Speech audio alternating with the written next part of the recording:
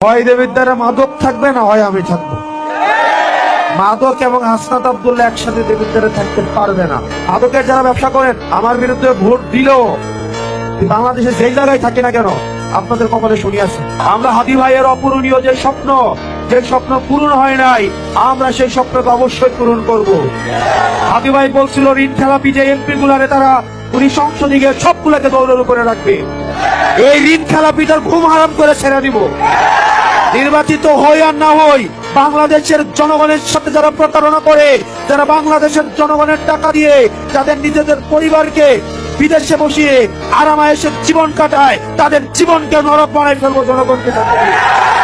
বাংলাদেশের জনগণের টাকা, এই ট্যাক্সের টাকা, আমার আপনার কষ্টের অর্জিত টাকা আর বিদেশে পাচার করার কোন সুযোগ দিব না ইনশাআল্লাহ। আমাদের জিতানোর জন্য, আমরা যেন জিতি, সেজন্য দুনিয়ার দেবীদের সকল জনতা এক হয়েছে। আবার আমরা যেন হেরে যাই, সেটার জন্য সব চাঁদাবাজ এক হয়েছে, সব মাটিগুলো এক হয়েছে, বাজার থেকে যারা তুলে সবগুলো এক হয়েছে। এর সাথে আর হয়েছে বিদেশি কিছু শক্তি।